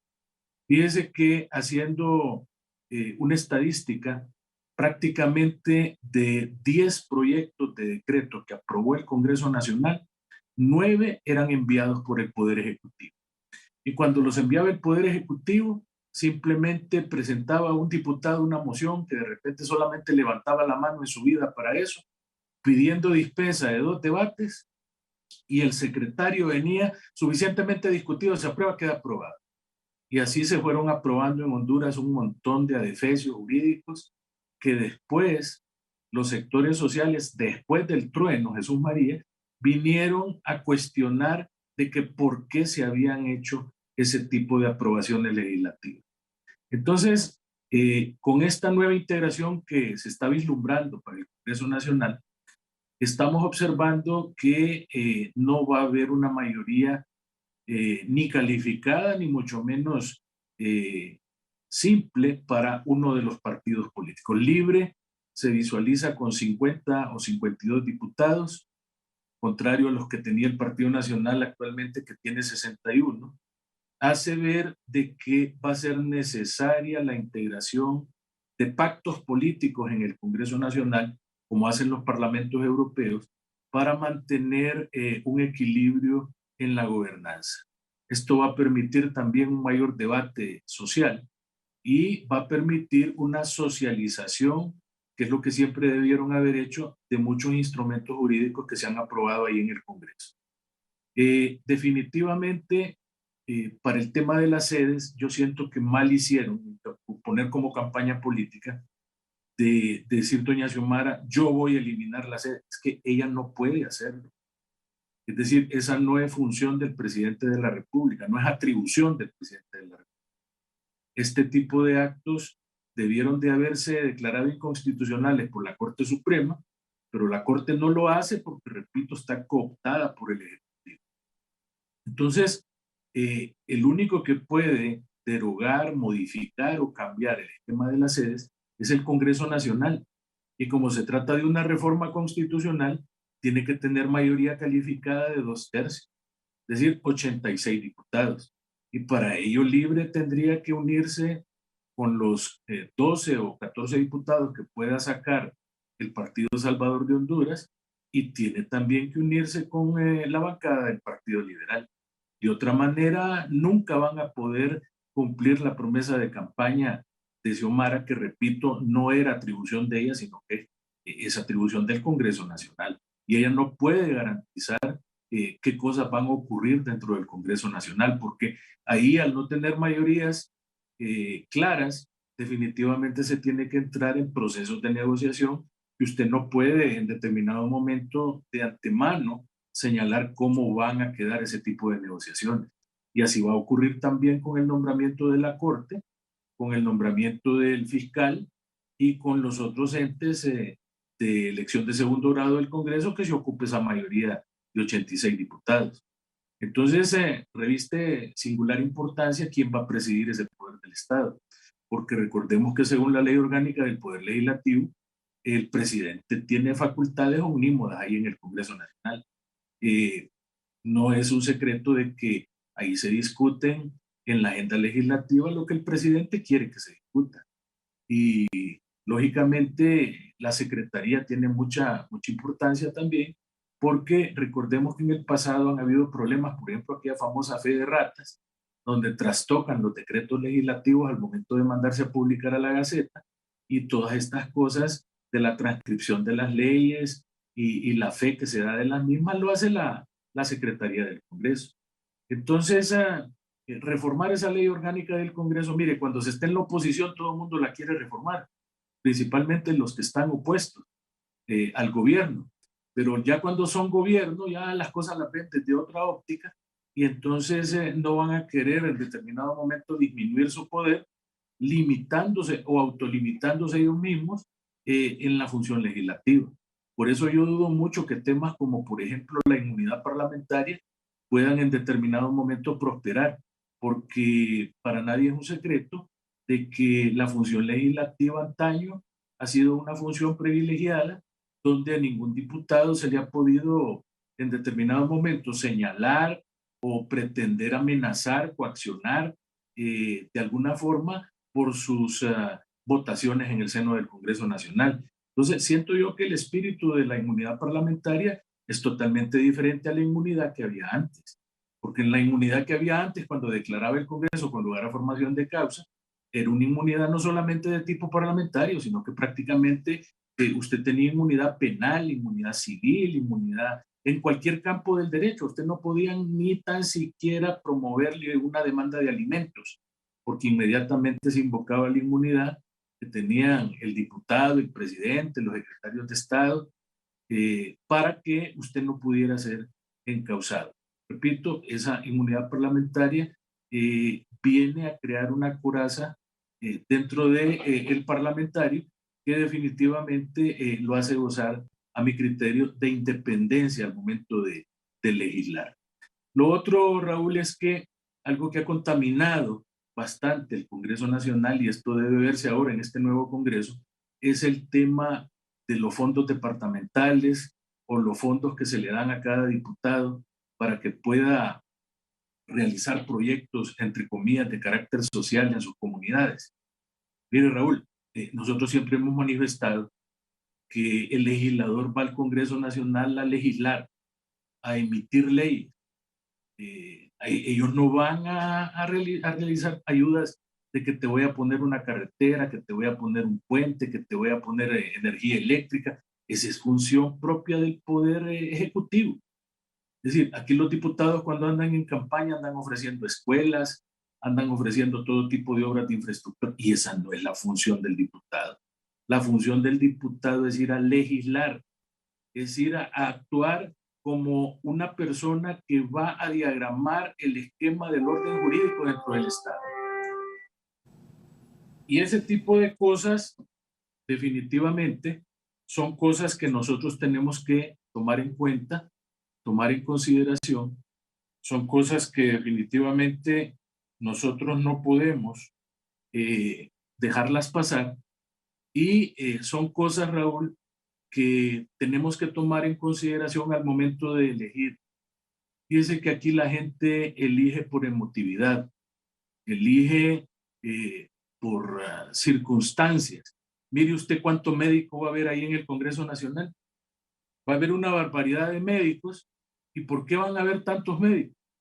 Porque un montón, aprovechando la pandemia, salían en los medios de comunicación a hablar pestes del sistema de salud, a hablar horrores de la ministra de Salud, a cuestionar los hospitales, a cuestionar la atención médica, y ese tipo de cosas definitivamente son las que vinieron a que quedaran en la óptica del votante. Y así va a ver usted que salen médicos que no han tenido prácticamente ninguna participación más que esa, de salir hablando en medios de comunicación sobre temas de la pandemia, del COVID, y están saliendo como diputados. Entonces, en el pasado veíamos nosotros, y eso prácticamente ahorita ha quedado más o menos roto, el tema de elegir futbolistas, de elegir entrenadores de fútbol, de elegir presentadoras y presentadores de programas de farándula, y ese esquema lógicamente lo aprovechan los partidos políticos porque en lugar de poner a la gente más preparada para que vaya a legislar, ponen a aquella persona que puede servir de gancho para atraer en determinado momento al votante. Entonces, no hemos estado teniendo congresos de calidad, sino que hemos estado teniendo congresistas de muchedumbre, es decir, gente que le atrae al votante porque en determinado momento yo discrepo con uno de sus invitados que dijo de que en Honduras ya no era atractivo el ser morboso, el ser hasta cierto punto procaz o en determinado momento tener lenguaje agresivo. Y usted va a ver de que mucha de la gente que tiene aceptación es precisamente porque son extremistas, porque son anárquicos, porque son personas que les encanta llamar a ver la sangre ahí en el ruedo y hacer cosas que en determinado momento la gente, el vulgo las aplaude, las ve como algo atractivo y dice, ese sí los tiene bien puestos, ese dice las cosas como son, ese no tiene pelos en la lengua. Y así va a ver usted también periodismo vulgar, periodismo amarillista. Hay un personaje ahí que tiene el nombre de perro que se caracteriza por eso, y mire usted que hasta de candidato presidencial lo ponen. Entonces, esas son las cosas que en esta integración del nuevo Congreso Nacional tenemos que ir valorando, porque definitivamente la producción legislativa ha sido al gusto del presidente de la República, y las cosas que se aprueban ahí se aprueban porque el presidente las ordena, y en el Congreso Nacional no han tenido la ecuanimidad para poder distinguir entre las cosas que le convienen a Honduras y las cosas que le conviene al grupo cercano al presidente de la República. de esa conformación del Congreso que se espera? Mire, aquí, tal como decía o platicaban sus talentosos invitados sobre estos temas, mire, Raúl, la integración del Congreso, esperamos que esas propuestas se materialicen, y ya lo están mencionando muchos de los diputados del Partido Salvador de Honduras, del Partido Libre, que en efecto van a proceder a realizar esto. Claro, no es una decisión individual, tienen que realizar obviamente esos consensos necesarios, llegar a esos puntos de encuentro para poder firmar esos pactos a los que se refería el abogado Barrientos. ¿Por qué? Porque solo así les va a permitir poder llevar a cabo todo este tipo de actividades en los cuales ellos fue compromiso llevarlos a cabo. Y de manera particular pienso que también fue un discurso en la campaña de que no se politizaran los órganos encargados de la administración de justicia. Mire, eso va a ser muy difícil que no se politice, pero yo espero que pongan los mejores hombres, las mejores mujeres, los más talentosos hondureños que puedan llegar ahí. ¿Para qué? Para que haya ese equilibrio de poderes, para que haya ese sistema de contrapesos, de frenos y contrapesos en Honduras, que permita efectivamente poder ponerle un límite a los excesos del Congreso si los hubiese, o en lo particular brindar una administración de justicia efectiva, eficiente, sobre todo de manera independiente, fortaleciendo la independencia de los jueces y garantizando de que cada conflicto sometido ahí se va a resolver en el tiempo prudente que ya lo mandan las legislaciones correspondientes. Y algo en especial esto, la elección de esas personas, Corte Suprema de Justicia, Fiscal General, Tribunal Superior de Cuentas, ojalá que no sea una repartición de cargos políticos como lo ha sido en el pasado, porque ahí prácticamente del discurso al hecho va a haber un gran espacio donde prácticamente no van a haber cambiado nada, sino que únicamente se van a haber generado espacios para un nuevo partido político al cual la sociedad lo ha respaldado. Porque habitualmente así ha sido, Raúl, y creo que compartimos acá con sus invitados. El partido de gobierno elige al fiscal general y el de la oposición más fuerte pone al fiscal adjunto. Y en la Corte Suprema también así ha sido, ¿verdad? El partido que está de gobierno en ese momento pone la mayoría de los magistrados y su presidente, y el resto se va a distribuir en las otras fuerzas. Esperamos que tal vez eso comience, es muy difícil, pero ojalá comenzando para no suceder eso. ¿Por qué no hay auditorías y un sistema de integridad pública aceptable en el Ejecutivo? Porque el Tribunal Superior de Cuentas está repartido entre las tres fuerzas principales del país. Entonces, por eso es que no hay auditorías de calidad de la administración de los fondos públicos que vengan a determinar la responsabilidad administrativa, civil y en todo caso penal, que eso sí tienen que revertirlo, porque penal, la única determinación que tiene el Tribunal Superior de Cuentas por ámbito constitucional es la del enriquecimiento ilícito de los funcionarios públicos. Antes de eso, y eso tiene que desaparecer, y ojalá lo estén escuchando los que van a integrar el próximo Congreso Nacional, que deben de revertir eso que mandan 3 años al Tribunal Superior de Cuentas, los expedientes para que el Tribunal Superior de Cuentas pueda determinar en esos 3 años si hay o no responsabilidad penal. El derecho penal es autónomo, deben de comprenderlo. Le han hecho un daño lesivo a la persecución penal pública otorgándole al Tribunal Superior de Cuentas facultades que no tiene en la Constitución, facultades que no derivan de ahí en perjuicio de la persecución penal pública. Y para finalizar, Raúl, sé que ya el tiempo es el peor enemigo.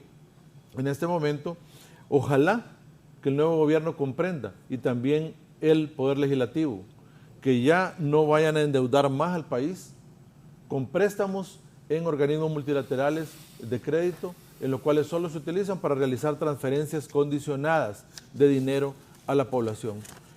Si eso no se realiza de forma adecuada, seguiremos pagando toda esa cantidad de dinero que se ha endeudado el país para realizar transferencias a las personas, y ni siquiera condicionadas, eran transferencias libres de dinero. Eso no puede seguir pasando, y ojalá que este nuevo gobierno lo comprenda y que en el nuevo presupuesto del año 2022 puedan racionalizar el gasto público. Eso va a ser muy importante. La cuarta parte del presupuesto general de ingresos y egresos de la República será para el pago de deuda, y eso no es posible. Tienen que comenzar a reducir el aparato público, tienen que llegar a esa conclusión de que el sistema burocrático del país ya no aguanta con más. Tienen que reducirlo considerablemente para que también el presupuesto se trabaje de forma ordenada, taxativamente claro, y ahí hay una corresponsabilidad tanto del nuevo Ejecutivo como del nuevo Congreso Nacional en ser claros en este tema, no seguir dilapidando los fondos públicos, sino que ser austero. Ahí es donde va, si hay austeridad y si se ve que la administración pública ejecuta de forma adecuada los recursos, también va a haber una correlación entre el pago de impuestos por parte de los sectores que no lo están haciendo en este momento y una política fiscal ordenada y equitativa para que podamos salir adelante en los próximos años. Se hablaba mucho de sus talentosos invitados por parte de cómo otros países han salido adelante. Claro, si hace 4 décadas hasta los países nórdicos y escandinavos estaban en la ruina y llegaron a un pacto donde empresa privada, donde gobierno, sindicatos, los diferentes sectores pudieron confluir en lo que más beneficia al país, y así tiene que hacerse en Honduras. Si no se hace de esa manera, vamos a seguir en el mismo círculo vicioso donde solo cambiamos de gobernantes, pero no hay un cambio en las políticas públicas del país. Bien, antes de la pausa, ¿qué dijo el coordinador del Libre luego de la cadena nacional? Ahí está, Vox Populi dice: Mel Zelaya se fue el mejor regalo de Navidad hondureño. Gracias, Xiomara Castro Zelaya. Manuel Zelaya Rosales, coordinador del Libre, eso ha posteado, se fue el mejor regalo, pone un regalo ahí de Navidad hondureño. Gracias a Xiomara, le pone Mel Zelaya. Una pausa, vengo con las conclusiones de don Carlos Urbizo Solís, de los abogados Juan Carlos Barrientos, el abogado Kenneth, y también de don Olvan Valladares. 51 diputados tiene Libre, 14 el Partido Salvador de Honduras, 21 los liberales, 40 diputados los nacionalistas, 1 la Democracia Cristiana, 1 PAC. El PINU se salva por una alcaldía y podrá seguir siendo partido político. En otro programa abordaremos qué partidos que estuvieron en la fiesta electoral de acuerdo a la nueva ley ya no van a existir porque no sacaron absolutamente nada. Una pausa.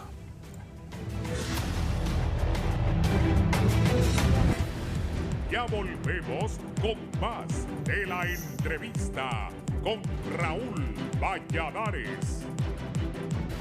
Continuamos con más de la entrevista con Raúl Valladares.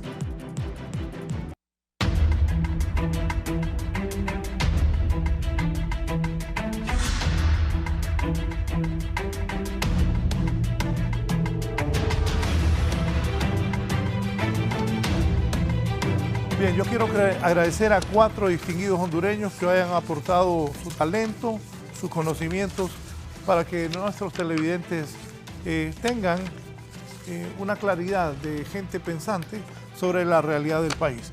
Don Carlos Urbizo, allá en San Pedro Sula, gracias a sus conclusiones. Y don Carlos en algún momento aspiró a ser presidenta, igual que don Olvan, personas bastante capaces. Don Carlos. Bueno, no, yo nunca aspiré a ser presidente de la República. Lo que fui presidente del Partido Nacional en un interregnum que se suponía no debería ser así, pero eso será una historia más adelante que debe conocer el pueblo hondureño qué fue lo que ocurrió en esa ocasión, ¿verdad? Hemos tocado tantos puntos aquí, don Raúl, que yo no sé cómo se puede resumir o concluir, ¿verdad? Y yo creo que debería ser un programa sobre alguno de estos temas solo para eso, porque hay tantas cosas que queremos decir y usted sabe que los del norte no participamos en los debates de Tegucigalpa. El poder político, económico y social reside en Tegucigalpa, ¿verdad? Y se lo puedo comprobar en otra ocasión, ¿verdad? Que es un mito de que el norte tenga la fuerza del 65% del Producto Interno Bruto, como dicen, ¿verdad? Pero eso será un tema para otra ocasión. Mientras tanto, sí quiero dejar algunas cosas claras, ¿verdad? Uno, que si bien es cierto que el sistema político aquí es eminentemente presidencialista, eso no quiere decir autocracia. Y el presidente tiene iniciativa de ley y, como dijo ahí el abogado Barrientos, de repente 8 o 9, ¿verdad? Proyectos de ley que llegan al Congreso son del Ejecutivo. El Legislativo no ha tenido iniciativa mayor.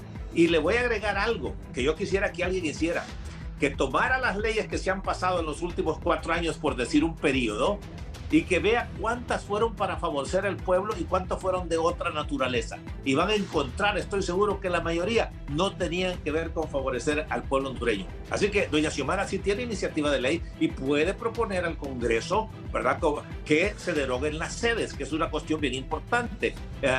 puede proponer al Congreso también, entiendo yo, sí, aunque un tiempo se hablaba de que era algo del Ejecutivo que no tenía que ir al Congreso, ¿verdad?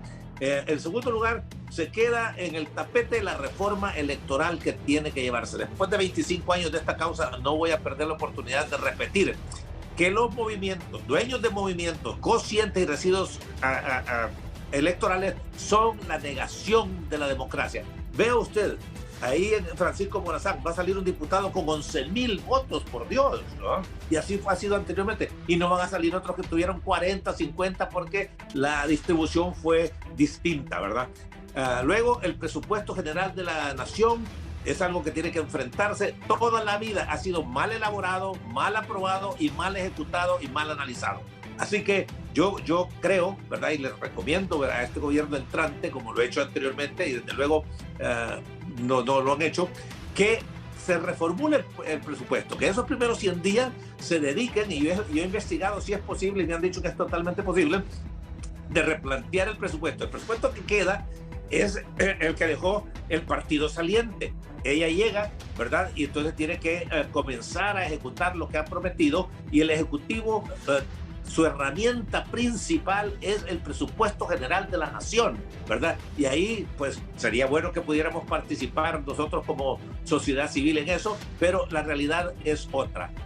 También quisiera decir que hay muchas ideas en todas partes del mundo, ¿verdad?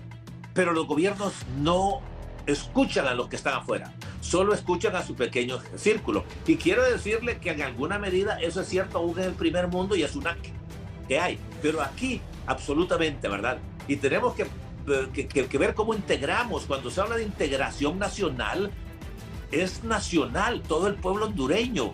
El Banco Central de Honduras también tiene que tener independencia, que no la tiene, ¿verdad? Y su directorio tiene que representar la geografía de Honduras, que no todos sean de Tegucigalpa, que no sean abogados, que sean, por Dios, gente que conoce de agricultura, de industria, de comercio. Y típicamente un buen directorio está formado por personas de cada una de esas actividades económicas. Eso no ha sido. El Banco Central tiene 5 directores. Ahí pasó con 4 todo el tiempo. ¿Qué pasó? Con ese que no se pudieron poner de acuerdo porque todo el mundo lo quería, porque, como mencionaba alguien, son sueldos jugosos, más de 200,000 lempiras. Ahí tiene usted una persona que fue la última que fue electa, que es una abogada sin ninguna experiencia. ¿Pero qué? Era hija de un prominente político, ¿verdad? Y se fue. Y en el Banco Centroamericano lo mismo, los representantes que tienen son políticos. Y el problema no es que alguien sea de algún partido, ¿verdad?, sino que sea activista de ese partido o recién salido del partido, ¿verdad? En todo el mundo existe esa combinación de que, ok, el presidente va a ser de este partido y el vicepresidente de otro, pero nombran personas capaces. En el Fondo Monetario, por muchos años, el presidente o director ejecutivo, como le llaman, era de los Estados Unidos y el subdirector era de Europa. Bueno, finalmente se cansaron de eso y ahora hasta eligieron a una persona de allá de Europa Oriental, ¿verdad? Pero imagínense ustedes, tan rápido. Así que el problema no es la política, el problema es la forma en que se maneja. La política es una de las actividades más nobles de la ciudadanía, porque tiene que ver con llevar el mayor beneficio al mayor número de personas, algo que no se ha dado aquí en Honduras. Así que no me voy a extender para no caer en la misma práctica de dar un discurso, ¿verdad? Pero sí le digo, quedan muchos temas que hay que tocarlos en programas futuros. Se los recomiendo, ¿verdad? Muchas gracias a don Carlos Urbizo desde San Pedro Sula. Brevemente, don Olvan, ya nos vamos. Don Olvan. Para agradecerle, Raúl, a esta invitación con este directo grupo de amigos. Obviamente los temas que se han tocado son tan variados y tan profundos que nos tienen que llamar a meditar, pues, exactamente si los hondureños queremos empezar a despegar o queremos vivir otros 100 años en estos niveles miserables en que hemos estado. Pero entonces olvidémonos, este país va a ser un país de miseria, nos vamos a africanizar, y estoy hablando de aquellos países de África, no los grandes países desarrollados, sino los que viven en una miseria permanente, como el Chad, como Somalia, como donde ya incluso los europeos dijeron nos cansamos, ya que se sigan matando las tribus que se sigan muriendo de hambre por la corrupción o lo que sea. Y eso no queremos para nuestro país. El pueblo hondureño le ha dado a la presidenta electa, doña Xiomara, y a su posible primer gabinete, la llave de oro para abrir la puerta de la historia. Puede quedar consagrado como un gobierno de cambio, como un gobierno de transformación, como un gobierno en que se consolidó la democracia, un gobierno que no anduvo improvisando, sino que con el uso de los mejores talentos creó ya el sendero para encontrar la nueva Honduras que hemos estado anhelando durante tantísimos años. Yo creo que hay algunos temas aquí, incluso un día de estos, en algún momento, voy a sentarme con mi gran amigo Juan Carlos Urbizo para que hablemos del voto por eso que él hace mucho tiempo le tiró una rabia enorme al cociente electoral, y le voy a demostrar que ese es uno de los mejores descubrimientos que hizo la política en Europa, después de que las extremas, tanto derechas como izquierdas, acaparaban por el sentido este del más votado, y los partidos políticos, como en Honduras ocurre, que tenemos un sistema partidista, entonces lo que entran a jugar al final del cuento no son los candidatos de manera personal, hablando del Congreso, sino que son los partidos políticos. Mientras ese sistema no se cambie, el cociente electoral es el mejor instrumento para dejar sentada la verdadera democracia. Yo hace mucho tiempo, cuando se empezó a discutir la Constitución recordé que en Honduras posiblemente la primera vez que se usó el cociente electoral para destruir una dictadura que había en la Universidad Nacional Autónoma de Honduras, en la FEU, fue allá por el año 69. Me tocó a mí ser vicepresidente de la Asamblea Constituyente de la FEU, e introdujimos por primera vez en el país el factor del cociente electoral, porque era la única forma en que todos los frentes políticos de la universidad podían tener alguna participación en el gobierno. Ese es un tema muy interesante, pero lo traje a colación porque me preocupa que hay una cantidad de personajes en el resto del país que se supone que sacaron y alegan precisamente que un partido político, alguien sacó la mitad de lo que sacó el otro, pero la verdad es que quien lo lleva al Congreso no es el voto personal, sino que es el voto personal más el voto de los demás compañeros de fórmula. Así que eso para nada más ilustrar un tema, pero es un tema muy interesante. Yo espero algún día convencer a Carlos de que ese es un mecanismo muy democrático. Y un abrazo a todos. Hay que ser prudentemente optimistas, como digo yo, respaldar al gobierno en lo que toque. Y un último punto, que don Salvador Nasralla no se olvide que él solamente es un designado presidencial, que va a llevar a cabo lo que le asigne generosamente la presidenta de la República, y que no tendrá las facultades, como él lo ha manifestado varias veces, de ser el que va a nombrar la directiva del Congreso de la República. Ese es el lenguaje que yo estoy advirtiendo que debe descartarse, porque eso lo que hace nada más es despertar confusiones, y precisamente un pueblo confundido no es un pueblo que encuentre el camino del progreso. Así que, y también que no se olvide que la alianza con Libre, estoy hablando de la correlación de fuerza, que la alianza con Libre fue personal a nivel de presidencia, que su partido, el PSH, en algún momento incluso protestó porque lo habían dejado sin candidato a la presidencia, pero que en el Congreso una bancada digna del PSH con sus diputados debe meditar primero en el interés del país y no necesariamente en los compromisos que puedan haber adquirido a nivel de las cúpulas de ambos partidos. Tiene que generarse un Congreso como decía don Miguel Andoni Fernández hace 50 años, un Congreso Nacional independiente, que sea contrapeso de un ejecutivo que se pueda en algún momento desviar.